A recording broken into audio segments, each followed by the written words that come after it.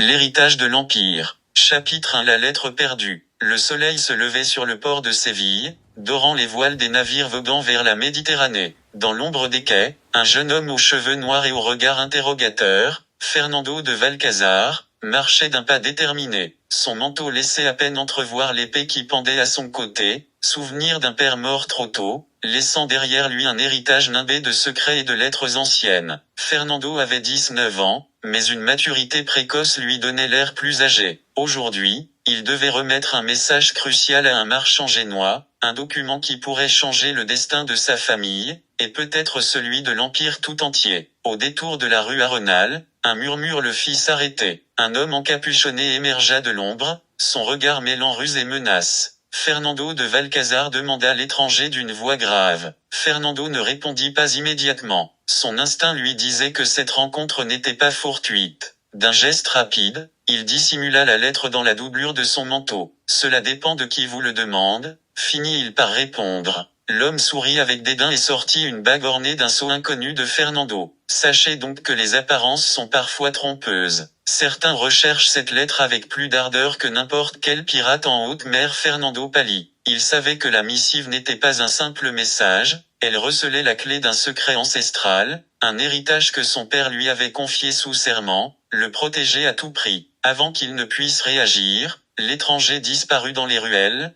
comme s'il n'avait jamais été là. Fernando resta seul, le cœur battant la chamade. Il sut qu'à partir de cet instant, sa vie ne serait plus jamais la même. Tandis qu'il se dirigeait vers le port, les paroles de son père lui revinrent en mémoire. « Fernando, le vrai pouvoir ne réside ni dans l'épée ni dans l'or, mais dans la vérité que l'on garde et le secret que l'on protège. » La brise du Guadalquivir lui caressa le visage, emportant avec elle un parfum d'encens et de bois humide. Chaque pas le rapprochait d'un destin incertain, où alliés et ennemis pouvaient se confondre, et où une simple lettre pouvait déclencher des tempêtes qui changeraient le cours de l'histoire de l'Empire. Fernando contempla l'horizon, et dans ses yeux se reflétait la détermination de celui qui s'apprêtait à pénétrer dans un monde de complots, de trahison et de pouvoir occulte, un monde qui le pousserait à être plus qu'un jeune noble, un protecteur de l'héritage impérial. Chapitre 2. Ombre sur Séville. La ville s'éveilla au son des cloches et aux cris des marchands ambulants, tandis que le soleil, encore timide, se reflétait sur les toits humides de la lumière matinale. Séville était un labyrinthe de voies et de secrets, des marchands d'épices sur la Plaza del Arenal, des nobles discutant dans les cours de la prochaine expédition aux Indes, et des moines marchant en silence, portant des manuscrits évoquant d'anciens mystères. Fernando avançait dans la foule d'un pas assuré, mais l'esprit tourmenté. Chaque coin de rue semblait l'observer, chaque ombre pouvait dissimuler l'homme à la bague. Parvenu au port, il aperçut le Santa Clara, le navire même sur lequel il devait embarquer pour Lisbonne. Là, une vieille connaissance l'attendait, Don Rodrigo de Meneuse, capitaine de vaisseau, vétéran de 1000 batailles et ami fidèle de son défunt père. « Te voilà enfin arrivé, mon garçon, » dit Rodrigo avec un sourire là. « Tu as le visage de quelqu'un qui porte un fardeau dont il ne comprend pas pleinement la portée. » Fernando hocha la tête, sans révéler l'existence de la lettre. « Il y a des choses qu'on ne choisit pas, capitaine. On ne peut que les accomplir, ou mourir en essayant. » Rodrigo laissa échapper un rire rauque. « C'est ainsi que parlait ton père lorsqu'il croyait encore que l'Empire ne pouvait se maintenir que par la foi et l'acier. » Alors qu'ils embarquaient, le soleil perçait déjà la brume. Les hommes hissèrent les voiles et les mouettes tournoyèrent au-dessus du fleuve, annonçant leur départ. Mais dans un coin du quai, une silhouette les observait en silence, le même étranger à la bague, désormais accompagné de 2 autres hommes en sombre manteau. Rodrigo se pencha vers Fernando, double guillemet ouvrant. « Ne te retourne pas, mon garçon. Parfois, le danger se nourrit de notre curiosité. » Fernando obéit, un frisson lui parcourant l'échine. Le navire leva l'ancre et Séville s'éloigna à l'horizon comme un rêve doré qui s'estompe. C'est alors seulement qu'il sortit la lettre de son manteau et la tint à la lumière. Le sceau semblait luire faiblement, comme animé d'une vie propre. Les paroles de son père et l'avertissement de l'étranger résonnèrent dans son esprit. La légende était en marche. Chapitre 3. Le serment du fleuve. Le vent du Guadalquivir gonflait les voiles d'une douce force, et le navire se mit à glisser sur le courant, laissant derrière lui un sillage d'écume et de nostalgie. Fernando contempla une dernière fois la Giralda, qui s'éloignait peu à peu jusqu'à se fondre dans le ciel. Il pensa à sa mère, aux prières du matin, à l'odeur du pain frais qui embaumait la maison. Rodrigo, quant à lui, gardait les yeux fixés sur l'horizon. Il avait trop navigué pour se laisser séduire par la beauté du départ. Il savait que chaque voyage était une épreuve, et que chaque port pouvait cacher une trahison. L'étranger sur le rivage ne bougea pas. Ses compagnons, drapés de manteaux noirs, disparurent dans la brume. Nul à bord ne le savait, mais leurs pas avaient déjà commencé à tisser le destin des voyageurs.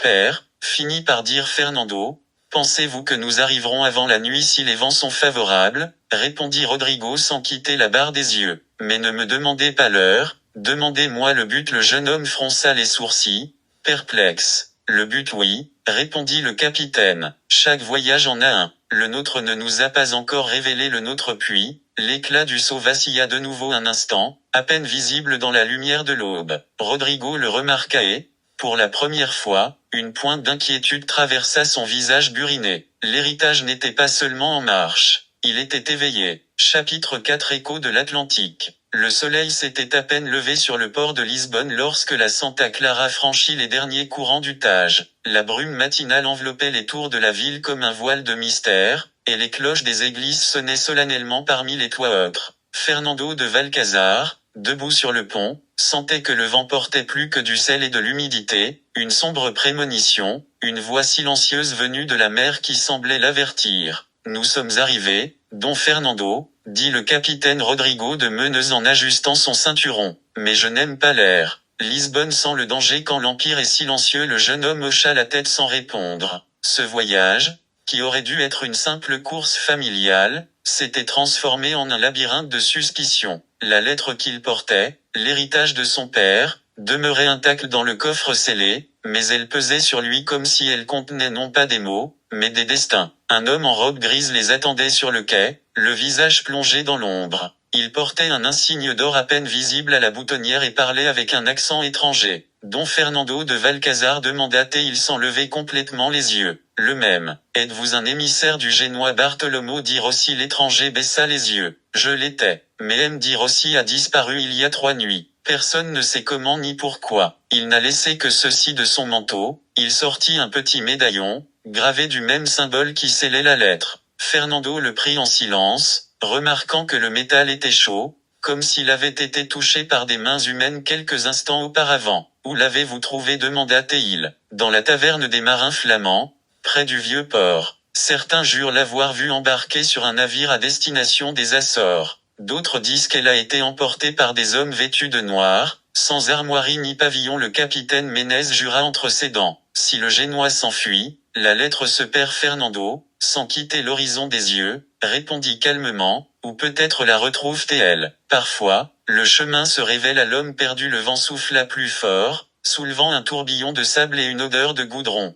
Des cris de mouettes résonnèrent sur les mâts, et le bruit de l'océan se mêla au murmure de la ville. À cet instant, Fernando comprit que le voyage n'était pas terminé, une autre traversée venait de commencer, plus incertaine et plus périlleuse que la précédente. Cette nuit-là, tandis que le capitaine dormait, Fernando ouvrit le coffre. Le seau de cire luisait à la lueur de la lampe, et un rayon bleuâtre traversa la pièce comme un éclair silencieux. Sur le papier, un bref instant, apparurent des lettres qui n'y étaient pas auparavant. On pouvait y lire « L'Empire n'est ni terre ni couronne, il est mémoire. Et la mémoire, si elle n'est pas préservée, périt. » Le jeune homme ferma les yeux. Il comprit que le secret de la lettre dépassait l'or et le pouvoir. C'était un trésor que son père avait voulu conserver pour les temps de l'oubli, un trésor qu'il devait désormais découvrir, même au prix de sa vie. Et là, au-delà du port, les eaux de l'Atlantique semblèrent murmurer son nom. Chapitre 5 Les îles du silence. L'aube se levait sur une mer sereine,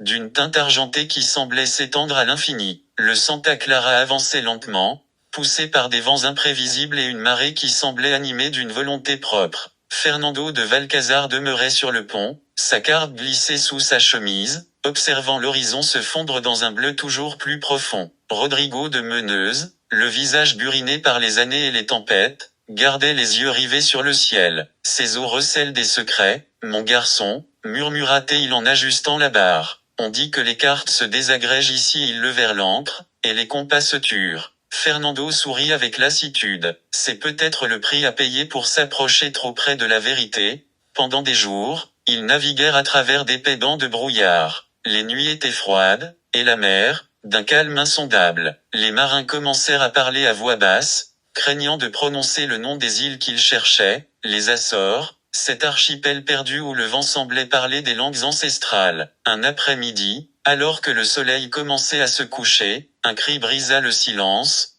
terre en vue à travers la brume, des montagnes boisées se dressèrent, et un halo de lumière s'étendait de la côte comme si le sol lui-même était en flammes. Rodrigo fronça les sourcils. Ce n'est pas la lumière du soleil, dit-il, c'est le feu des hommes, ou quelque chose de pire. Ils jetèrent l'ancre à la tombée de la nuit. L'air était imprégné d'une odeur de soufre et d'humidité. Fernando descendit avec Rodrigo et 3 autres hommes, portant une lampe et le médaillon génois. L'île était plongée dans un silence absolu, ni oiseaux, ni vagues, ni insectes ne rompaient le calme. Seul le murmure du vent entre les rochers semblait les guider. Au centre de l'île, ils découvrirent une structure circulaire en pierre, ancienne, érodée par les siècles. Sur le sol, gravé avec une précision quasi mathématique, se répétait le symbole du sablier, le même qui ornait la lettre et le médaillon. Fernando se pencha et caressa la pierre du bout des doigts. « Père, est-ce cela que vous cherchiez ?» Rodrigo leva les yeux vers le ciel, où les étoiles semblaient se mouvoir avec une lenteur surnaturelle. « Si c'est cela, mon garçon, que Dieu nous protège. Ici, le temps ne s'écoule pas, il attend alors. » La lettre sur la poitrine de Fernando se mit à vibrer doucement. La cire se craqua d'elle-même et un souffle d'air ancien s'éleva du parchemin, comme s'il respirait. Les lettres se réorganisèrent sous ses yeux, formant de nouveaux mots, écrits d'une calligraphie intemporelle. Celui qui garde l'héritage doit entendre le silence, car c'est dans le silence que l'Empire parle. Le sol trembla. Un son profond et vibrant s'éleva des profondeurs de la terre. Rodrigo serra son épée, mais Fernando demeura immobile, hypnotisé. La pierre centrale commença à s'ouvrir, révélant un escalier descendant dans les ténèbres. « Entrons » nous demanda le capitaine. Fernando leva la lampe. « Il n'y a pas de retour pour ceux qui cherchent le passé », répondit-il. « Seulement le chemin vers ce qui doit être rappelé », et, d'un pas ferme, il descendit dans les profondeurs de l'île, où l'héritage de l'Empire attendait son éveil. Chapitre 6. Les secrets de l'héritage. L'escalier descendait en spirale, humide et étroit, comme si l'île elle-même souhaitait protéger ce qui reposait en son sein. Fernando sentit l'air s'épaissir à chaque pas, un parfum de terre humide et d'histoire ancienne l'enveloppa. Rodrigo et les 3 hommes s'avancèrent derrière lui, épées dégainées et torches levées, illuminant les murs de pierre couverts de mousse. « On dirait plus qu'une simple cachette », murmura Rodrigo. Plutôt, un sanctuaire du temps. Les mots gravés sur le médaillon résonnèrent dans l'esprit de Fernando. Celui qui garde l'héritage doit entendre le silence. Il comprit qu'il ne s'agissait pas seulement de protéger des objets ou des documents, mais d'écouter, de percevoir ce que l'histoire avait laissé enfoui dans la mémoire de la terre. En haut des escaliers, une vaste salle s'ouvrit devant eux. Des colonnes sculptées de symboles inconnus soutenaient le plafond, et au centre, un piédestal de marbre supportait un coffre ancien. La lettre que Fernando portait sur sa poitrine se mit à vibrer plus intensément, comme en réaction à la proximité de l'objet. Fernando s'approcha lentement. Chaque pas semblait résonner dans un temps différent, étiré, détaché du rythme du monde extérieur. En ouvrant le coffre, il n'y trouva ni or ni joyaux, mais d'anciens manuscrits, des cartes et un étrange artefact métallique portant le même symbole que la lettre et le médaillon. Un mécanisme d'engrenage méticuleux qui tournait sans source d'énergie apparente. Ceci est, balbutia Fernando, incapable de formuler des mots. Rodrigo, fort de son expérience de 1000 batailles, l'observa avec prudence. Ne sous-estime pas ce que tu as trouvé, mon garçon. Ce qui est ici n'appartient pas seulement à ta famille. C'est un héritage qui pourrait changer le cours de l'Empire s'il tombe entre de mauvaises mains. L'artefact émit un léger bourdonnement, et soudain, la pièce fut emplie de projections lumineuses représentant des cartes de route secrètes. Les noms de conspirateurs et des documents semblant provenir d'époques passées et futures. Fernando comprit que c'était bien plus qu'un trésor, c'était un recueil de savoir perdu, précieusement conservé depuis des générations par ceux qui avaient saisi l'importance de la mémoire et de la vérité. Nous devons le mettre en lieu sûr, dit Rodrigo. Mais d'abord, il nous faut le comprendre. Fernando acquiesça. Il savait que son voyage ne faisait que commencer. L'héritage de l'Empire n'était pas qu'un secret de famille, c'était une énigme qui interpellait les vivants comme les morts, à l'histoire et au temps lui-même. Alors qu'il remontait à la surface, le clair de lune illuminait l'île et Fernando contemplait l'horizon. Chaque étoile semblait indiquer un chemin différent, chaque vague un message caché, et, au fond de lui, il comprenait que protéger cet héritage ne serait pas qu'une simple aventure, ce serait l'épreuve ultime de son destin. L'Empire parle, murmura Théil, et je dois écouter. Chapitre 7, le Conseil des Ombres. La brume matinale enveloppait le port comme un linceul gris, et les navires tanguaient doucement sur leurs amarres, insensibles à la tension qui planait sur la ville. Fernando arpentait les ruelles étroites, conscient que chaque pas le rapprochait d'une rencontre qui allait changer son destin. La lettre et le médaillon pesaient plus lourd que d'habitude, non pas à cause de leur taille, mais à cause du savoir qu'il recelait et de la responsabilité qu'il lui imposait. Parvenu à l'entrée d'un vieux bâtiment, à peine éclairé par un lampadaire à gaz, il fut accueilli par 3 silhouettes encapuchonnées. Chacune représentait l'une des maisons qui, de génération en génération, avaient secrètement gardé des fragments de l'héritage de l'Empire. Leur voix était basse, profonde et empreinte d'autorité. Fernando de Alvarado, dit la première. Tu as retrouvé ce que beaucoup craignaient perdu à jamais. Le médaillon a fait le bon choix, mais ton cœur sera la véritable épreuve. Que voulez-vous de moi demanda Fernando, avec ce mélange de respect et de crainte qu'inspiraient de tels conseils. Nous ne voulons rien que tu ne mérites pas, répondit la seconde. Mais nous avons besoin que tu comprennes ce que signifie porter cet héritage. Ce n'est pas seulement de l'histoire, c'est du pouvoir, de la responsabilité et une vision. La troisième silhouette s'approcha et tendit la main vers le médaillon. Fernando remarqua que la lumière du soleil, filtrant par une haute fenêtre, reflétait les symboles gravés d'une lueur presque mystique. Tu dois apprendre à écouter, poursuivit-elle. Les voix du passé ne s'expriment pas toujours clairement. Parfois, ils se dissimulent dans le tic-tac des horloges, dans le bruissement du vent entre les remparts, dans le silence de ceux qui sont morts en défendant la vérité. Fernando acquiesça, comprenant que ce conseil n'était pas une simple réunion formelle, c'était une initiation. Chaque mot, chaque geste, semblait chargé de siècles de savoir et de secrets. Double guillemet ouvrant. Mais par où commencer demanda-t-il sincèrement. Tout d'abord, dit la première silhouette, tu dois visiter les lieux qui recèlent des fragments de l'héritage. Chaque ville, chaque forteresse, chaque bibliothèque secrète renferme une pièce d'un puzzle capable de sauver ou de détruire l'Empire. Et tu dois le faire sans éveiller les soupçons. Tandis qu'il parlait, la brume qui enveloppait le port se dissipa lentement, dévoilant un horizon plein de possibilités et de dangers. Fernando comprit que l'aventure ne faisait que commencer, il devait apprendre à distinguer les amis des ennemis, les signes des pièges, la vérité du mensonge. Avant de partir, les silhouettes lui remirent une carte ancienne, dont les tracés et les marques étaient à peine perceptibles, et un petit livre de symboles que seul un initié pouvait déchiffrer. Souviens-toi, dit la seconde personne, un empire ne se mesure ni à ses armées ni à ses conquêtes, mais à la mémoire qu'il laisse et à ceux qui savent l'écouter. Fernando rangea soigneusement les objets et s'éloigna du bâtiment, ressentant le poids de son destin et la force de l'héritage qui coulait désormais dans ses veines. Chaque pas le rapprochait d'un monde d'ombre,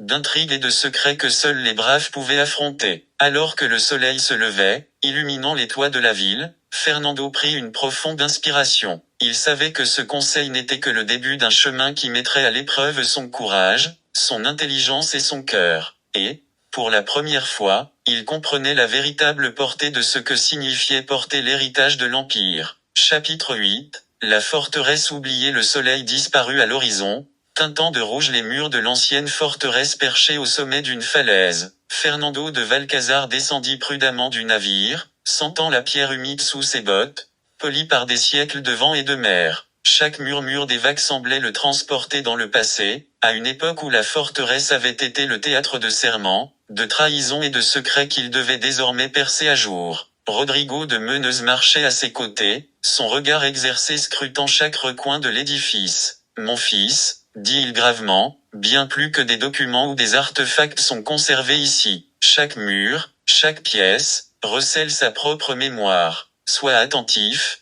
car ce que tu cherches n'est pas toujours écrit. Parfois, cela se cache dans l'ombre et le silence. Fernando acquiesça, le médaillon autour du cou et la lettre bien rangée sous son manteau. Ils s'engagèrent dans un couloir étroit, à peine éclairé par des torches qui projetaient des ombres dansantes sur les murs. L'écho de leurs pas semblait se multiplier, comme si la forteresse respirait à leur rythme. Au centre de la cour principale, un puits recouvert de mousse semblait attirer le regard. Son attention fut captivée. En s'approchant, il perçut un léger bourdonnement, presque imperceptible, provenant de l'intérieur. Sans quitter le médaillon des yeux, il se remémora les paroles du Conseil de l'Ombre, un empire ne se mesure ni à ses armées ni à ses conquêtes, mais à la mémoire qu'il laisse et à ceux qui savent l'écouter. Crois-tu que ce soit ce que nous cherchons? Demanda Fernando, partagé entre l'anxiété et la fascination. Je ne sais pas, répondit Rodrigo, mais je sais que toute réponse sera accompagnée d'une épreuve. Ici, l'héritage n'est pas légué à ceux qui refusent de se confronter à eux-mêmes. Le jeune homme prit une profonde inspiration et, d'un geste décidé, souleva le couvercle du puits. À l'intérieur, dans la pénombre, un objet métallique brillait,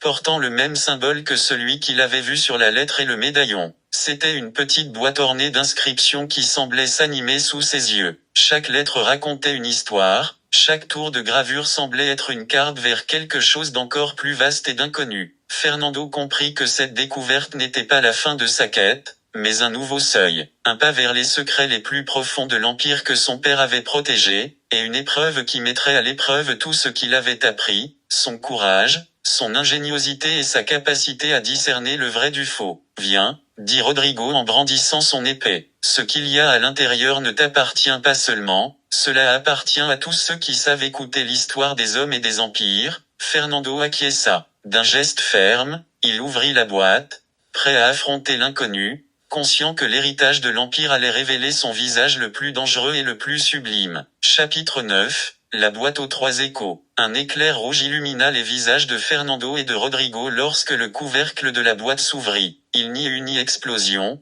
ni fumée, ni aucun bruit, seulement une faible pulsation, comme un ancien battement de cœur se réveillant après des siècles de silence. À l'intérieur, soigneusement inséré entre des plaques de métal gravées de symboles ésotériques, se trouvait un petit cylindre de verre sombre. Fernando le prit avec précaution. Il était chaud, comme s'il avait été touché récemment, comme s'il ne s'agissait pas d'un objet, mais d'un fragment de mémoire vivante. Père, murmura-t-il, ce n'est pas un artefact ordinaire. Rodrigo inclina la tête, examinant le cristal. Non, répondit-il enfin, c'est un écho, un souvenir emprisonné, scellé par ceux qui maîtrisaient la connaissance de la voix de l'Empire. Il l'utilisait pour conserver des messages que seuls ceux dont la lignée portait la marque pouvaient entendre. Il désigna le médaillon sur la poitrine de Fernando. Tu es le dernier à la porter. Fernando approcha le cristal du médaillon. Les deux objets vibrèrent, résonnant l'un avec l'autre comme deux fragments d'un même secret. Le cylindre projeta une douce lumière, et une voix s'éleva de l'intérieur, une voix ni masculine ni féminine,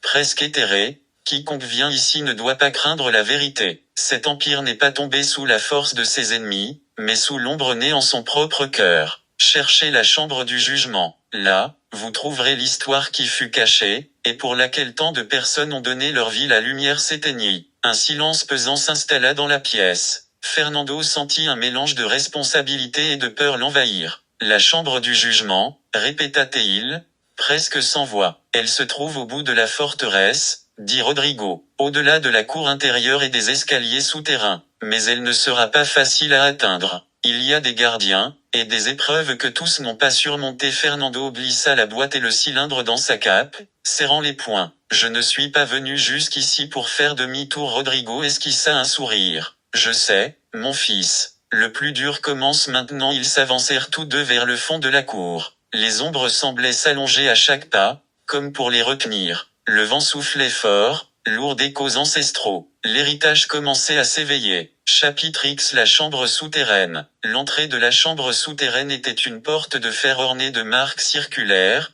telles des sceaux cérémoniels. En la touchant, Fernando sentit un frisson lui parcourir la peau, comme si la porte elle-même était une frontière entre deux époques. Laisse-moi essayer, dit Rodrigo. Mais dès qu'il posa la main sur le métal, une étincelle le repoussa, le forçant à reculer. Fernando fit un pas en avant. Il semble que je sois le seul à pouvoir l'ouvrir. Alors fais-le, répondit Rodrigo sérieusement, regardant son fils comme s'il le voyait, pour la première fois, comme son égal. Fernando posa sa main droite sur la porte. Le médaillon s'illumina, d'abord faiblement, puis avec une intensité croissante. Les inscriptions sur la porte se mirent à tourner lentement, comme des engrenages oubliés qui reprenaient vie. Une profonde vibration parcourut le tunnel. La porte céda. Un passage en spirale descendait, éclairés seulement par des fissures dans la roche qui scintillaient d'une lumière dorée. Ils avancèrent en silence, écoutant l'écho de leurs pas se mêler au bruit du tunnel. Un murmure lointain,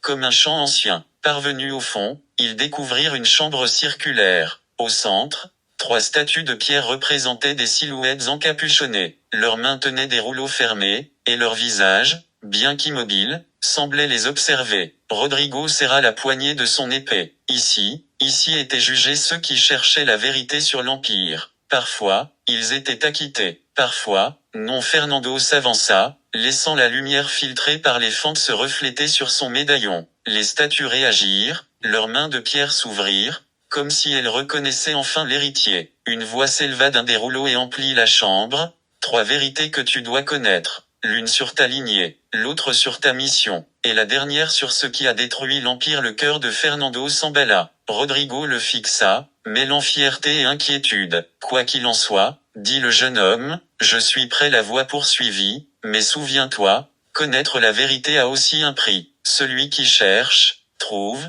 et celui qui trouve, change. Le sol trembla. Les murs s'illuminèrent de symboles anciens. La première statue commença à dérouler entièrement son parchemin, révélant une inscription qui palpitait comme un cœur vivant. Fernando comprit que plus rien ne serait jamais comme avant. L'histoire de l'Empire, et celle de son propre sang, allait être révélée, et ce qui émergerait de cette pièce pourrait changer non seulement son destin, mais aussi celui de tous ceux qui vivaient encore sous l'ombre de ce pouvoir antique. Chapitre 11. Le sang de l'héritage. La première statue acheva de dérouler son parchemin. Les lettres, gravées et pourtant vivantes, semblaient s'animer dans la lumière dorée qui emplissait la pièce. Fernando sentit l'air s'alourdir, presque électrique. Fils, murmura Rodrigo, quoi qu'il arrive, souviens-toi que ta valeur ne dépend pas de ce que dit ce parchemin. Fernando déglutit et s'avança. La voix de la statue résonna, profonde comme un écho, ancestral. La première vérité est celle de la lignée. Dans ton sang est préservée la mémoire de ceux qui ont gardé la sagesse de l'Empire.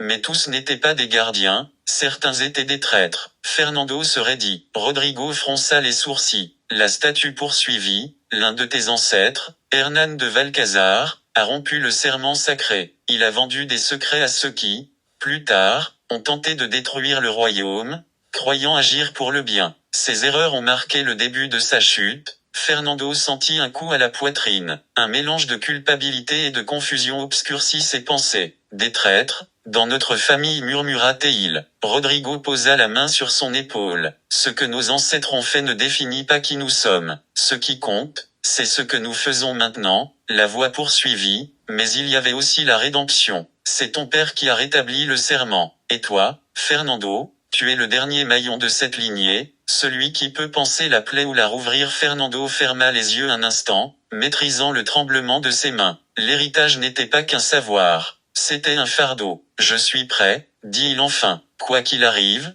j'y ferai face. Les lumières de la pièce vacillèrent. La première statue se figea de nouveau, et la seconde commença à dérouler son parchemin. Le procès reprit. Chapitre 12. La mission cachée. La seconde statue déroula lentement son parchemin, comme si chaque centimètre dévoilé activait un nouveau mécanisme caché dans la pièce. L'air se refroidit, et un léger courant d'air passa entre Fernando et Rodrigo, comme si une présence invisible venait de s'éveiller. La voix se fit entendre, la seconde vérité concerne ta mission. Tu n'es pas venu revendiquer un trône ni un héritage. Tu es venu restaurer ce qui a été perdu. L'équilibre. Rodrigo baissa les yeux, comprenant la portée de ses paroles. Fernando, quant à lui, fit un pas en avant. Quel équilibre? La statue répondit. L'Empire s'est effondré car il a oublié que la force sans sagesse est destruction. Ta mission n'est pas de le reconstruire, mais d'empêcher que cette erreur ne se reproduise. Tu dois transmettre son savoir à ceux qui, aujourd'hui, luttent entre ambition et ignorance. Fernando frissonna. Une telle mission n'était pas un destin glorieux, c'était un sacrifice. Le médaillon que tu portes n'est pas un symbole de pouvoir, poursuivit la voix, mais une clé. Il ouvre la chambre du jugement, mais il ouvrira aussi des portes dans le cœur de ceux qui doivent entendre la vérité. Rodrigo intervint. Mon fils, cela signifie qu'il n'y aura pas de repos. Cela dépasse le cadre de notre famille. Fernando hocha la tête, le regard fixé sur le parchemin. Je l'ai toujours su, au fond de moi, mais il me manquait une confirmation. La voix conclut son message d'un ton solennel. Ta mission est de rappeler au monde qu'aucun empire ne s'effondre subitement, il s'effondre lorsqu'il cesse de s'écouter, et tu dois être la voix qui le leur rappelle. La seconde statue demeura immobile, puis la troisième se mit à bouger. Le dernier parchemin émit une lueur sombre, comme une ombre liquéfiée. Rodrigo se raidit.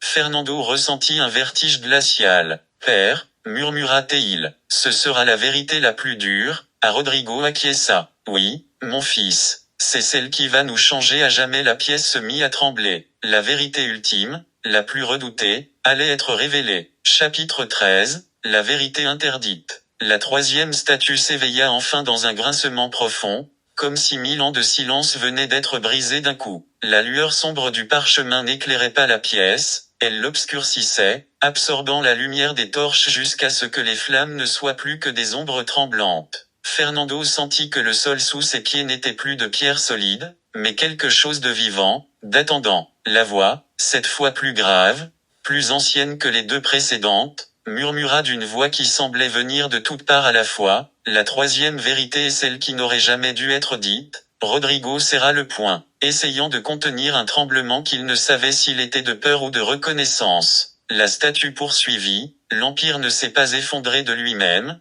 il a été trahi. Fernando recula d'un pas. Trahi, par qui? La réponse tarda à venir. Non par doute, mais par douleur. Par ceux qui avaient juré de le protéger. Un silence pesant s'abattit sur la pièce. Soudain, l'écho lointain d'un bruit de métal résonna comme un souvenir enfoui. Rodrigo sentit le passé le rattraper comme une ombre qu'on aurait préféré ne jamais voir. Une trahison interne, demanda-t-il d'une voix tendue. Une trahison née de la peur, une trahison scellée par d'anciens pactes, une trahison qui respire encore. Fernando sentit un frisson lui parcourir la poitrine. Elle respire encore, vous voulez dire, que les descendants? La statue inclina légèrement la tête. Le sang de l'Empire coule non seulement dans les veines de ceux qui souhaitent le restaurer, mais aussi dans celles de ceux qui veulent l'enterrer. Fernando regarda son père, cherchant à comprendre. Rodrigo déglutit. Il n'avait pas prononcé ce nom interdit depuis des années, la confrérie du voile. Le parchemin sombre vibra comme s'il reconnaissait le nom. Fernando sentit que chaque aspect de sa mission venait de prendre un sens totalement différent. Il ne s'agissait plus simplement de transmettre un message ou d'ouvrir une chambre antique. Il s'agissait de survivre à ceux qui préféraient que la vérité disparaisse avec eux. La voix prononça la phrase finale, la vérité ultime n'est pas un avertissement, c'est le destin. En révélant ce qui a été perdu, vous réveillerez ce qui est caché, et ce qui est caché finit toujours par récupérer ce qui lui revient de droit. Les trois statues s'obscurcirent simultanément. Le silence se fit dans la pièce. Le dernier parchemin se dissipa dans l'air comme une poussière noire. Fernando ferma les yeux. Sa mission ne faisait que commencer, et elle commença,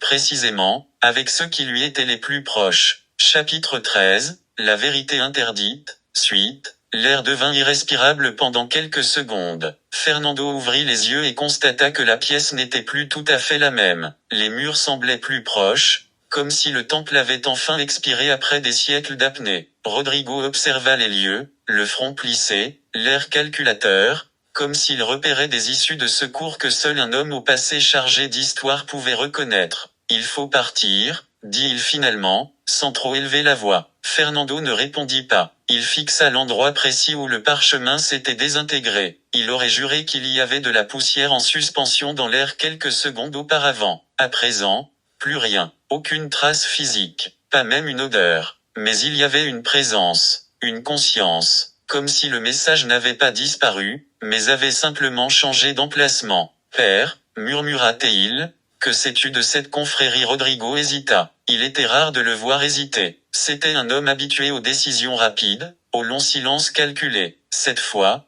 pourtant, il était vulnérable. Pas ici, répondit-il presque à voix basse. Pas avec des murs qui écoutent. Une légère vibration parcourut le sol, comme le bourdonnement de machines enfouies. Fernando fit un pas vers l'échelle, mais s'arrêta net en entendant un bruit qui ne venait pas d'eux. Un bruissement, un souffle haletant. Rodrigo leva la main, et ils attendirent tous deux. La torche projetait de longues ombres déformées qui ne correspondaient pas tout à fait à leur mouvement. C'était comme si la lumière négociait avec une autre présence pour exister. Nous ne sommes pas seuls, dit Fernando, bien que cela paraisse évident. Rodrigo plissa les yeux, attentif à l'obscurité qui les entourait. Non, confirma-t-il d'une voix basse et tendue. Et ne t'inquiète pas de ce que je vais dire, Fernando, Le jeune homme déglutit. Dis-moi, Rodrigo fit un pas en avant, comme s'il voulait s'interposer entre son fils et ce qui les entourait. Le plus dangereux n'est pas ce que nous avons entendu, dit-il en marquant une pause, mais qu'il a entendu avec nous avant que Fernando ne puisse répondre. Un bruit sec comme du métal qu'on dégaine sans lame, résonna en haut de l'escalier. Puis, un autre, juste derrière eux. Puis, un troisième. Le silence n'était plus. Une voix inconnue, polie mais creuse, comme pour imiter l'humanité, parla depuis l'ombre. La confrérie du voile garde aussi la vérité, un pas, un autre, et pas toujours. Cela empêche ceux qui la découvrent, de revenir pour raconter l'histoire. Synopsis unifié: l'héritage de l'Empire. La tension dans la pièce devint presque palpable. Ce que Fernando et Rodrigo avaient surpris n'était plus le plus dangereux. La véritable menace résidait dans le fait de savoir qui d'autre l'avait entendu avec eux. Avant qu'ils ne puissent réagir, un bruit sec brisa le silence, d'abord depuis l'escalier, puis derrière eux, et un troisième son résonna avec une précision inquiétante. Une voix inconnue émergea des ténèbres, polie et creuse, presque humaine. La confrérie du voile garde aussi la vérité, et elle n'autorise pas toujours ceux qui la découvrent, à revenir pour raconter l'histoire. Cet instant déclencha une action immédiate. Fernando et Rodrigo tentèrent d'avancer avec prudence, cherchant des issues et se mettant à couvert dans l'ombre. Chaque pas était mesuré, mais la menace de la confrérie les maintenait sur leur garde, car ils ignoraient si la sortie était sûre. Au même moment, la révélation survint. Des ténèbres, un membre de la confrérie murmura des paroles ambiguës, semant le doute et des demi-vérités sur la famille de Rodrigo. Ce qui semblait une information utile se révéla confus, et les protagonistes comprirent que le danger était non seulement physique, mais aussi psychologique. Finalement, l'alternance entre fuite et perte se produisit. Ils parvinrent à quitter la pièce, mais au prix de l'ignorance. Des fragments de vérité demeuraient, des secrets qui entraient le lecteur et les protagonistes chapitre après chapitre. La confrérie du voile était toujours là, silencieuse et omniprésente, et le sentiment que chaque décision aurait des conséquences encore inconnues planait comme une ombre sur eux. L'héritage de l'Empire, scène de l'évasion. Fernando déglutit et s'accroupit près de son père, cherchant un abri dans l'ombre. La voix de la confrérie résonnait encore, caverneuse et menaçante. Ils ne permettent pas toujours à ceux qui découvrent la vérité de revenir la raconter. Ils n'autorisent pas toujours ceux qui découvrent la vérité à revenir la raconter. Un autre pas résonna sur le parquet, puis un autre. La lumière de la lampe vacilla, projetant des silhouettes qui semblaient bouger d'elles-mêmes. Fernando sentit son cœur battre la chamade. Rodrigo lui serra le bras dans un geste silencieux, un avertissement. « Il faut partir », murmura Rodrigo, discrètement. Par les côtés Fernando acquiesça, et ensemble, ils se mirent en marche, prenant garde au moindre bruit. Chaque ombre, chaque recoin, semblait abriter des yeux invisibles. Arrivés à l'escalier menant à la sortie latérale, un murmure derrière eux les figea. Les apparences sont parfois trompeuses. C'était la voix du membre de la confrérie qui leur avait laissé des demi-vérités. Rodrigo comprit que la menace n'était pas seulement physique, les révélations sur sa famille pourraient se retourner contre lui à tout moment. Fernando atteignit la porte latérale et la tourna lentement. Un faisceau de réverbères illumina la scène. Ils aperçurent enfin une sortie, mais ils ignoraient si le danger les poursuivait. « Allons-y », ordonna Rodrigo. Vite, mais sans attirer l'attention. Ils respirèrent l'air frais, mais à peine eurent-ils poussé un soupir de soulagement qu'un morceau de papier tomba du plafond devant eux. Fernando le ramassa d'une main tremblante. C'était un fragment de document de la confrérie, un avertissement, incomplet, inquiétant, laissant entrevoir des secrets de famille qu'ils ignoraient jusqu'alors. « Ceci », murmura Fernando, « ce n'est que le début. » Rodrigo acquiesça, fixant les ombres dans la rue. « Oui, et nous devons être prêts. Chaque pas compte, et la confrérie du voile est toujours là, à l'affût tandis qu'ils s'enfonçaient dans l'obscurité. Le sentiment que la véritable menace résidait autant dans ce qu'ils savaient que dans ce qu'ils ignoraient se faisait de plus en plus pressant. La nuit les enveloppa, et avec elle, la certitude que cette traque ne faisait que commencer. Fernando atteignit la porte latérale et la poussa prudemment. Une faible lueur, filtrée par les réverbères,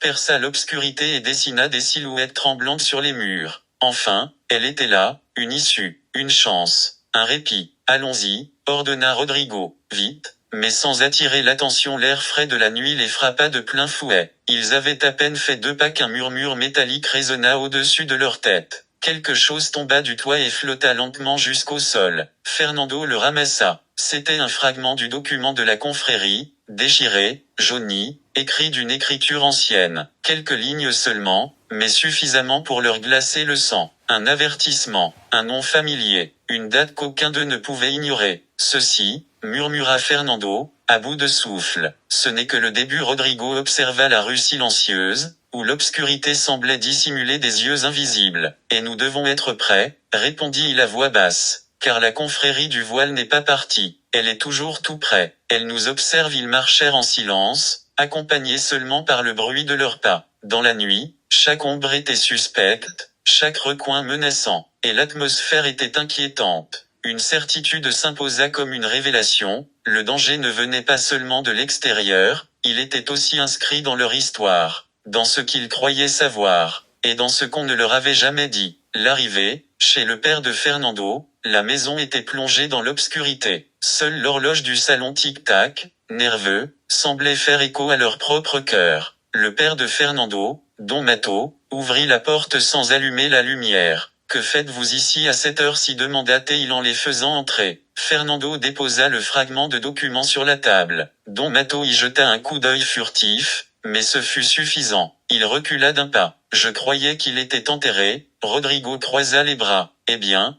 quelqu'un l'a déterré. Et ils nous suivent ?» Le père resta longtemps silencieux. Finalement, il prit la parole. « Dans la famille, certains ont rejoint la confrérie, mais d'autres sont morts en s'y opposant. Regardez, » dit-il en désignant le fragment, « cette date, c'est la date de naissance de votre grand-père. Ce n'est pas un hasard. » Fernando sentit un frisson lui parcourir l'estomac. « Quel rapport avec mon grand-père ?» Don Mato baissa les yeux. Plus que je ne l'aurais souhaité, la visite aux archives municipales, recherche de documents cachés. Le lendemain matin, cerné mais déterminé, ils se rendirent aux archives municipales. Le vieux bâtiment silencieux exhalait une odeur de papier humide et de documents oubliés. Une archiviste, sérieuse et distante, écouta leur demande et consulta les archives. « Il y a un dossier avec cette date, » expliqua-t-elle, « mais il n'est pas répertorié. Il se trouve dans la collection historique. » Elle leur tendit des gants et une clé. Salle 3, au bout du couloir. Parmi des dossiers gris, ils trouvèrent un dossier sans titre, orné seulement d'un symbole, un triangle inversé barré d'une ligne, le même que celui figurant dans le document de la confrérie. Une rencontre fortuite, où était-ce prévu? En quittant les archives, un homme les interpella dans la rue. Un homme d'âge mûr, vêtu d'un long manteau, d'un chapeau et de gants, malgré la douceur du climat. Messieurs Aguirre et Ortega, les appela-t-il par leur nom de famille. Vous ne devriez pas remuer le passé. Ce que vous découvrirez pourrait vous déplaire. Rodrigo fit un pas en avant. Qui êtes-vous? L'homme sourit sans conviction.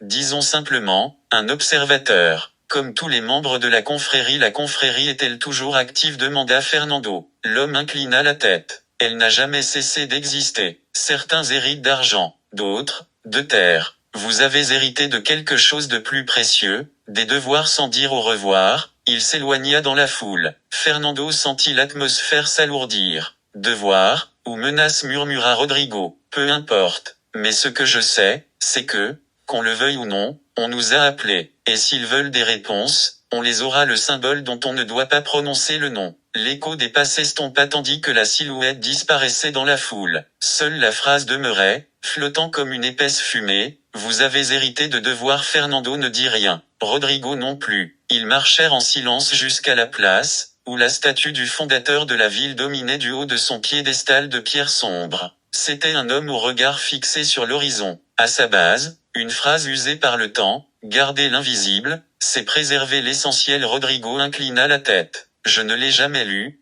Qu'est-ce que ça veut dire? Fernando, distrait, caressait du bout des doigts le relief des armoiries gravées sur le côté, un cercle divisé en 4, mais l'un des 4 quartiers était légèrement plus enfoncé, comme s'il avait été marqué plus tard, ou effacé. Un vieil homme assis sur le banc voisin les observait ouvertement. Quand Fernando leva les yeux, le vieil homme détourna maladroitement le regard. Double guillemet ouvrant. Tu l'as vu? Demanda Rodrigo. Double guillemet ouvrant. Il ne l'a pas seulement vu, répondit Fernando à voix basse. Il attendait qu'on regarde comme s'il avait entendu malgré la distance. L'homme se leva lentement, s'appuyant sur une canne ornée d'une gravure identique à celle des armoiries. Il s'approcha, sans hâte, mais avec la détermination de quelqu'un qui ne s'improvise pas. La voix du vieil homme était rauque, presque un murmure. Il y a des symboles qui se transmettent avant les noms de famille. Rodrigo eut un frisson. Pourquoi nous dites-vous cela? Le vieil homme plissa les yeux, comme s'il les scrutait. Car si vous avez été appelé, il faudra bien que quelqu'un vous apprenne à écouter. Il se détourna, mais avant de s'éloigner, il désigna la statue du doigt avec sa canne. Tout commence là, non pas avec le nom, mais avec ce qui a été effacé, et il partit sans attendre de réponse. Le silence retomba, mais différent, ce n'était plus un silence vide, mais un silence chargé d'avertissement. Rodrigo rompit le silence. Fernando, et si ce quart du bouclier n'était pas effacé, mais caché? Fernando contempla de nouveau le symbole, cette fois non plus avec les yeux irrités, mais avec les siens. Alors, dit-il, il nous faudra apprendre à voir ce que personne d'autre ne voit, les gardiens de la lumière XV. Cette nuit-là, la place était déserte, à l'exception de la statue du fondateur,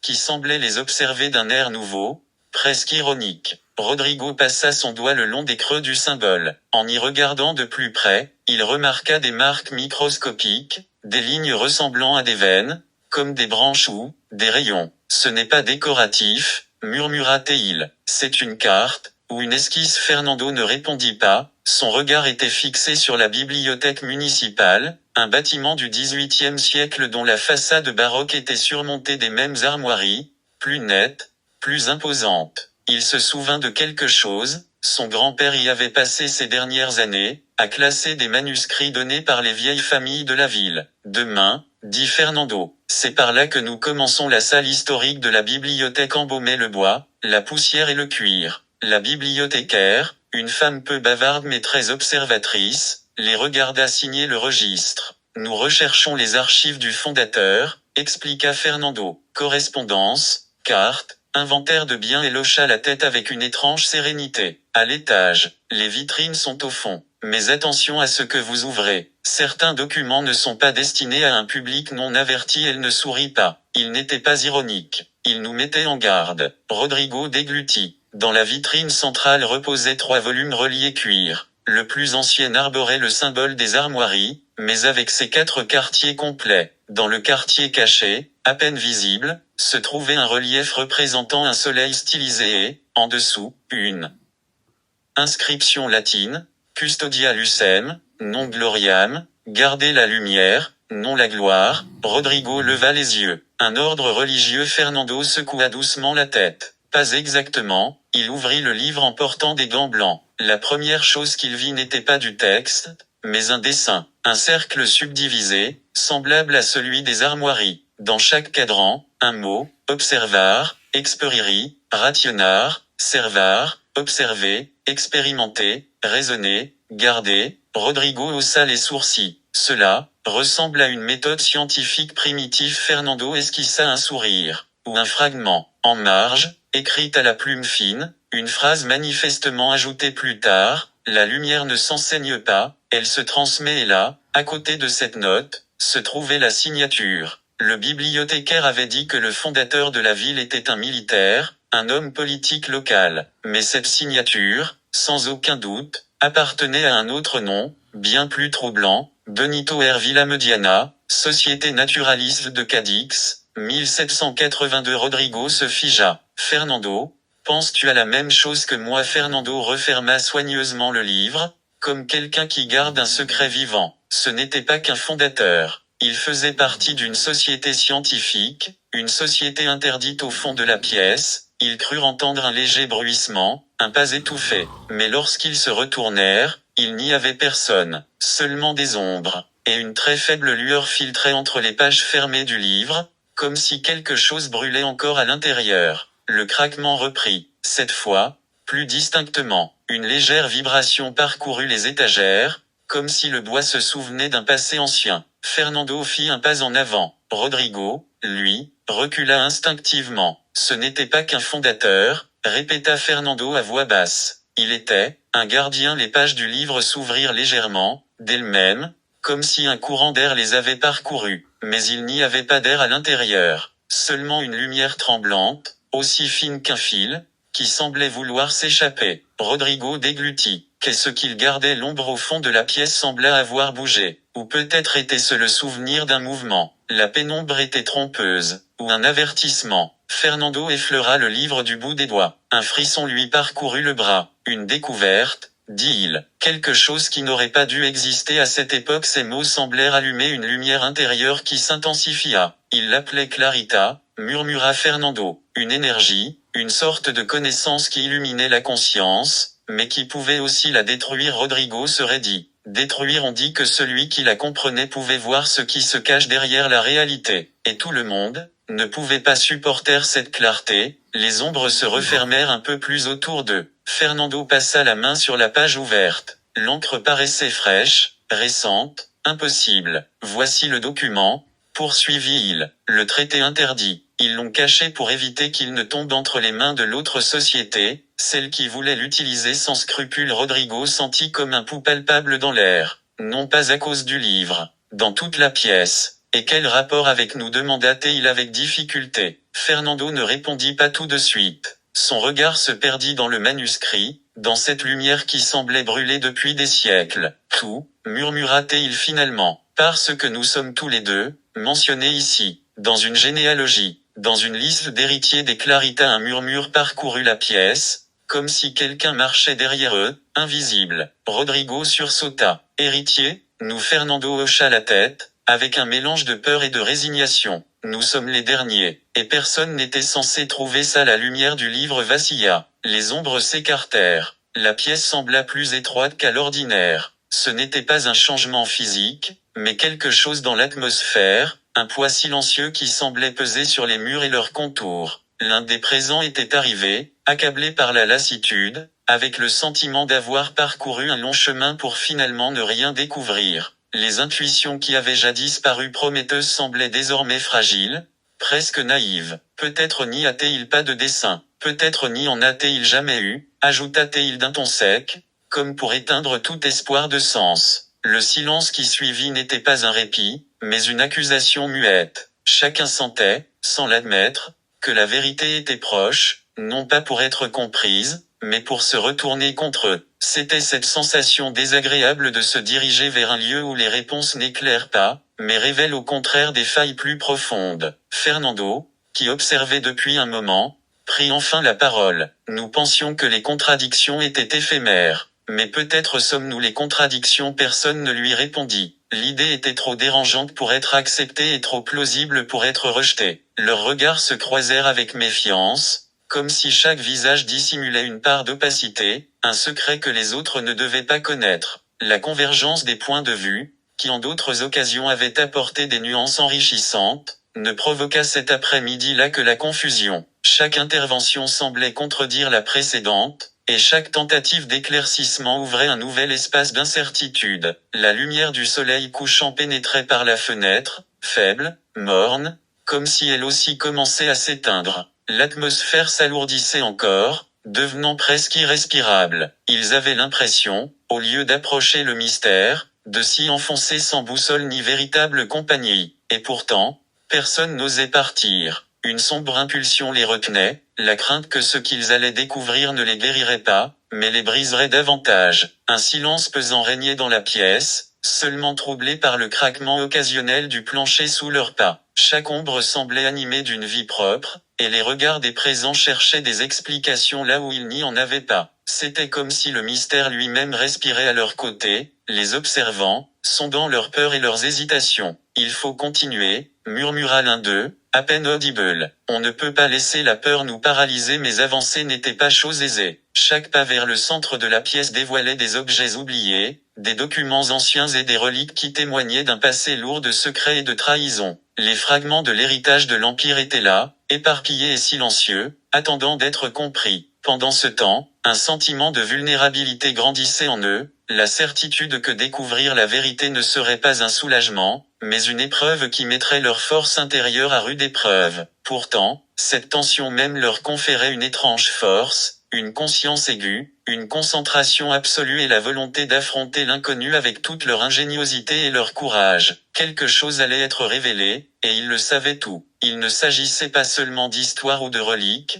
mais d'une énigme qui allait bouleverser leurs convictions, leurs relations et leur vision du monde. Chaque respiration était un pont entre la sécurité apparente et la réalité cachée de l'empire qu'ils avaient hérité, et aucun d'eux ne pouvait prévoir le prix qu'ils devraient payer pour la dévoiler. L'un d'eux, les mains tremblantes mais déterminées, s'approcha d'un vieux bureau poussiéreux. Parmi des papiers et des parchemins jaunis, il trouva une enveloppe scellée à la cire, ornée d'un emblème à peine reconnaissable, un aigle bicéphale, symbole de puissance et de vigilance. En brisant le sceau, un message apparut, écrit à l'encre noire dans une calligraphie ancienne, qui semblait murmurer des secrets enfouis depuis des siècles. Ceci pourrait être le premier indice, murmura-t-il en s'approchant, retenant son souffle. Nous devons le lire ensemble. Le message contenait des coordonnées, des noms oubliés et des références à des événements enfouis dans l'histoire officielle de l'Empire. Chaque mot semblait ouvrir des portes sur un passé secret, et à chaque ligne lue, le sentiment de danger et de fascination grandissait. Ils comprirent que leur découverte allait bouleverser non seulement leur compréhension de l'héritage, mais aussi leur propre vie et leurs décisions futures. Tandis qu'ils débattaient du sens de chaque indice, l'un d'eux remarqua une régularité, les références n'étaient pas aléatoires, mais formaient une carte cachée, un guide qui les mènerait à la vérité, à condition toutefois de savoir interpréter correctement chaque signe. La tension se mêlait à l'excitation,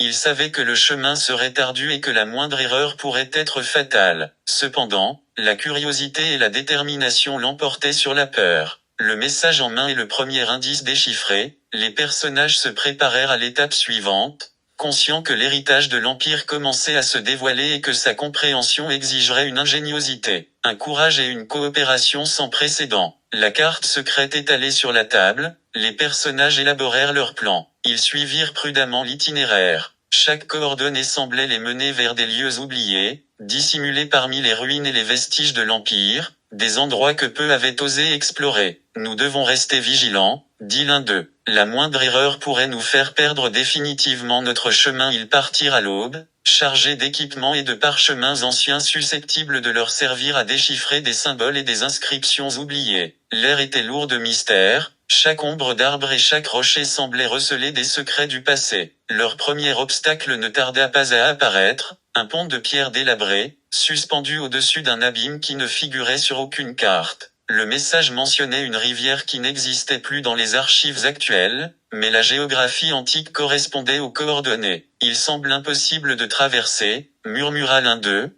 tandis que la pierre craquait sous son poids. Mais ils se souvinrent que le message contenait non seulement des coordonnées, mais aussi des symboles qui indiquaient la voie à suivre. Chaque symbole sur les parchemins correspondait à une pierre solide, un endroit sûr où se tenir. C'était une énigme à la fois physique et intellectuelle, l'un devait interpréter correctement les symboles, et l'autre les guider pas à pas. Prudemment, suivant les motifs de l'ancienne carte, ils commencèrent à traverser le pont. Chaque pas exigeait concentration et confiance mutuelle, une seule erreur pouvait signifier une chute dans le vide, synonyme de perte non seulement de la vie, mais aussi de la possibilité de déchiffrer l'héritage de l'Empire. Lorsqu'ils atteignirent l'autre rive, leur cœur battait la chamade, et un mélange de soulagement et d'excitation les envahit. Ils avaient surmonté leur premier défi, mais ils savaient que ce n'était que le début d'une série d'épreuves bien plus complexes. Si ce n'est que le premier obstacle, dit-il en jetant un coup d'œil aux coordonnées, alors l'Empire ne voulait vraiment pas que quiconque découvre son secret facilement. Le soleil se leva sur les ruines, illuminant ce qui ressemblait à un ancien chemin couvert de symboles gravés dans la pierre. Les personnages comprirent que la véritable épreuve ne serait pas seulement physique,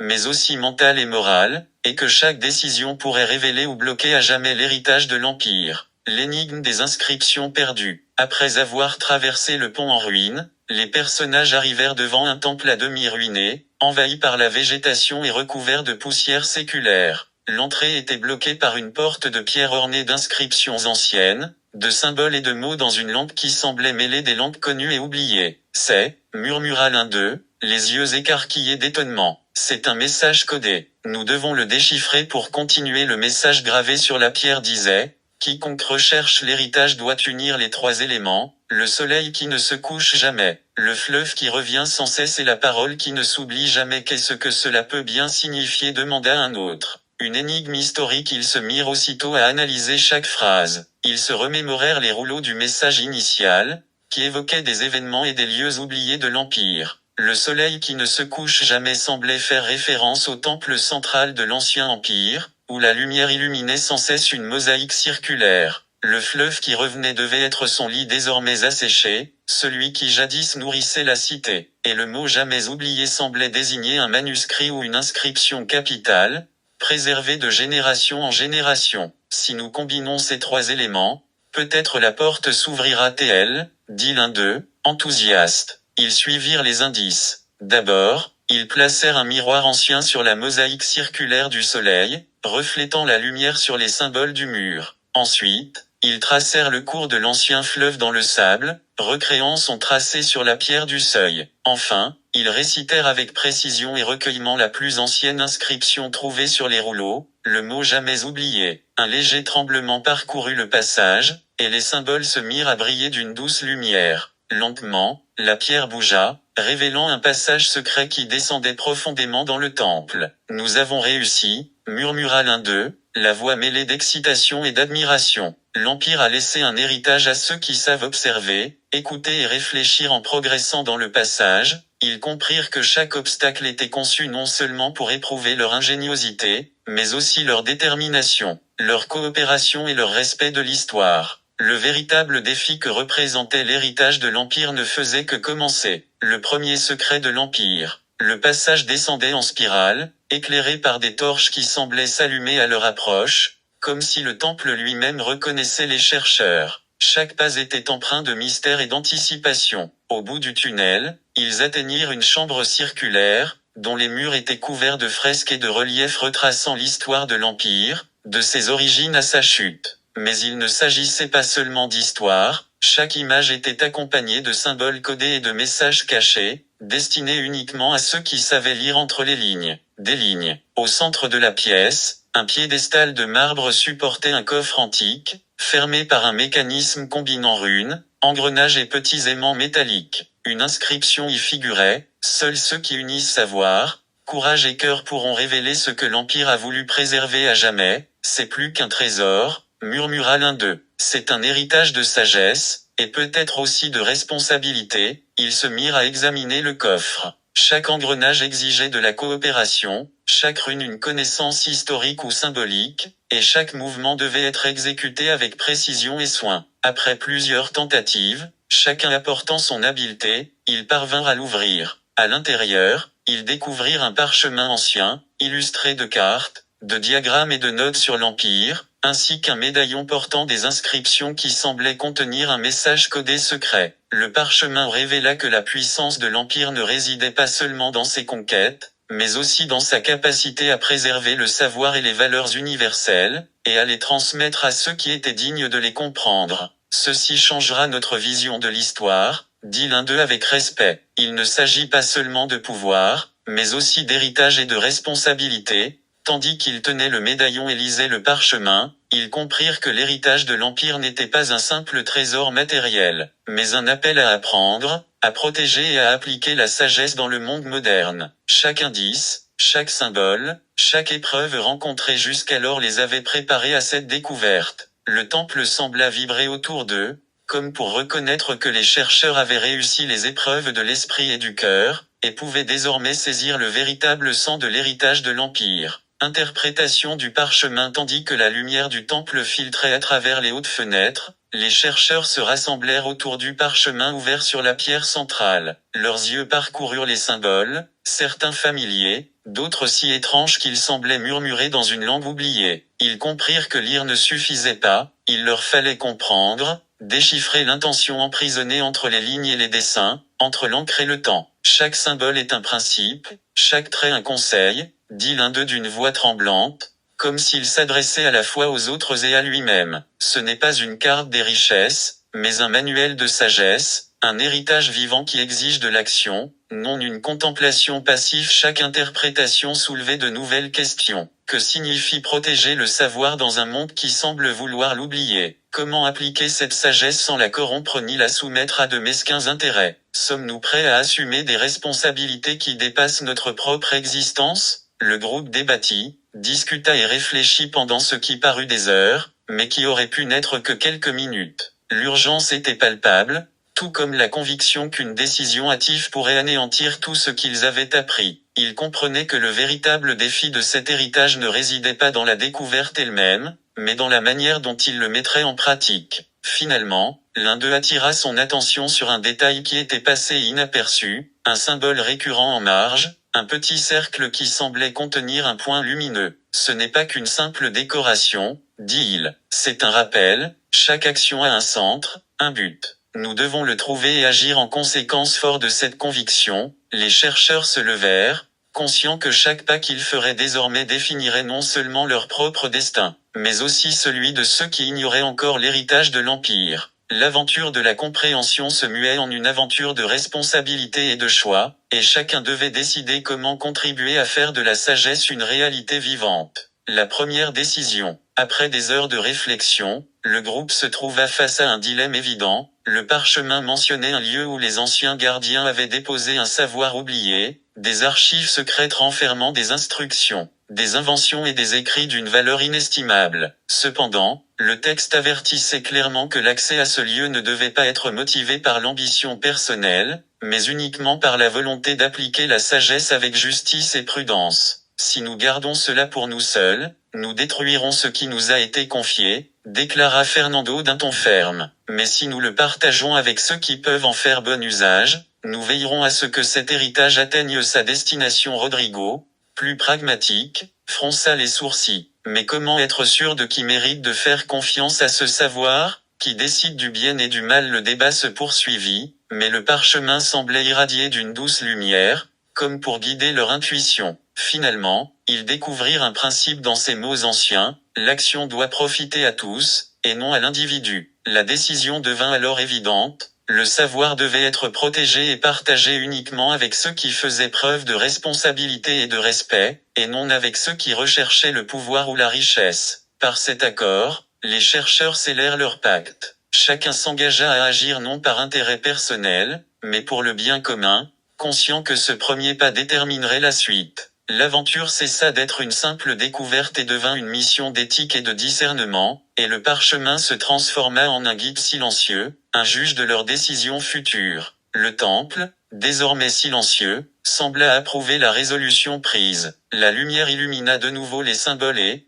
pour la première fois, les chercheurs eurent le sentiment d'avoir saisi quelque chose de plus profond que toute richesse matérielle. Le véritable héritage de l'Empire ne résidait pas dans ce qui était conservé, mais dans la manière dont le savoir était appliqué au monde. Appliquer l'héritage. En quittant le temple, les chercheurs abordèrent le quotidien avec un regard neuf. Chaque décision, chaque geste, devenait conscient, chaque interaction avec autrui était imprégnée de l'enseignement contenu dans le parchemin. Ils comprirent que protéger la sagesse ne signifiait pas l'isoler, mais plutôt lui donner vie par des actions éthiques et réfléchies. Le premier à agir fut celui qui avait le plus hésité lors du débat précédent. Appliquant les principes du parchemin, il contribua à résoudre un conflit local apparemment insoluble en écoutant attentivement et en maîtrisant ses impulsions, se souvenant que le véritable pouvoir réside dans la prudence, non dans la coercition. Les résultats ne furent pas immédiats, mais ils furent durables. Les parties commencèrent à collaborer, apprenant à privilégier la justice et l'équité au détriment de l'intérêt personnel. Le chef du groupe décida de consacrer du temps à enseigner aux jeunes du village l'importance du discernement et de la patience, transmettant les principes de l'héritage sans révéler de secrets ni de formules. Ainsi, la sagesse se répandit discrètement mais efficacement, formant un petit cercle de personnes capables de comprendre la responsabilité qui accompagne le savoir. D'autres membres du groupe commencèrent à appliquer l'éthique du parchemin à leurs décisions professionnelles et personnelles. Ils ne prirent pas de raccourcis ni n'exploitèrent les ressources à leur propre profit. Ils choisirent plutôt des voies susceptibles d'engendrer un impact collectif positif, même si cela impliquait plus d'efforts et d'attentes. Chaque action, aussi infime fût-elle, devenait le reflet de l'héritage de l'Empire, car elle démontrait que la véritable richesse ne réside pas dans la possession, mais dans le juste usage du savoir. Le parchemin, toujours présent dans leur mémoire, cessa d'être un objet physique pour devenir un principe vivant guidant leurs pensées, leurs priorités et leur conduite quotidienne. Les chercheurs comprirent que l'Empire ne leur avait pas légué de trésors matériels, mais une culture de responsabilité, de prudence et de sagesse, capable de transformer les individus et les communautés si elle était appliquée avec intégrité. Conclusion, la véritable valeur de l'héritage. Avec le temps, les chercheurs comprirent que leur aventure avait changé quelque chose de plus profond que leurs destins individuels, elle avait transformé leur vision du monde, leur façon de penser et d'agir. Le parchemin n'était plus un objet mystérieux, ni le temple un lieu d'énigmes. Tous deux avaient rempli leur mission en guidant ceux qui étaient capables de comprendre que le véritable héritage de l'Empire réside dans la sagesse mise en pratique. Chaque décision prise, chaque conflit résolu avec prudence, chaque leçon partagée reflétait le principe fondamental légué par les anciens, le savoir n'a de valeur que s'il est appliqué avec justice, patience et responsabilité. Les richesses matérielles peuvent se perdre, les titres s'évanouir, les empires s'effondrer, mais la sagesse intégrée au quotidien perdure et transforme. Les chercheurs comprirent que l'Empire leur avait légué bien plus que de l'or ou des joyaux, un mode de vie conscient et éthique, la preuve que l'intelligence humaine ne se mesure pas à ce que l'on possède, mais à l'usage que l'on fait de son savoir. Chaque action inspirée par ce principe était un petit empire de justice, de réflexion et de bienveillance. Enfin, contemplant l'horizon depuis les remparts du temple, ils sentirent que leur mission ne s'achevait pas avec l'aventure, mais commençait là, chaque jour, à chaque choix. L'héritage de l'Empire devint alors un appel constant, vivre en pleine conscience, appliquer la sagesse, protéger ce qui est précieux et transformer le monde par l'exemple. Fort de cette certitude, les chercheurs entreprirent leur retour vers le monde moderne, emportant avec eux non un trésor matériel, mais l'héritage éternel de la prudence, du discernement et de la responsabilité, un héritage qui, cultivé, ne saurait jamais se perdre. Note de l'auteur. L'héritage de l'Empire n'est pas un récit d'aventure superficielle ni un guide des richesses matérielles, mais une invitation à la compréhension. Comprendre que la véritable valeur de tout héritage historique réside dans la sagesse mise en pratique est essentiel. Les objets, symboles et énigmes du passé n'acquièrent leur sens que lorsqu'ils inspirent des décisions responsables, prudentes et éthiques à ceux qui les découvrent. Tout au long de ces pages, les chercheurs ont appris que protéger et appliquer le savoir exige réflexion, patience et discernement. Chaque choix, chaque geste, chaque enseignement partagé participe d'un héritage vivant qui transcende les empires et les siècles et trouve sa signification dans les actions quotidiennes. Si cet ouvrage parvient à amener le lecteur à réfléchir à l'importance d'agir consciemment, de valoriser la responsabilité et de mettre en pratique ses connaissances, alors il aura atteint son but. L'héritage de l'Empire, en définitive, n'est pas enfermé dans des temples ou des rouleaux, mais dans la manière dont chacun vit sa sagesse et contribue au bien commun.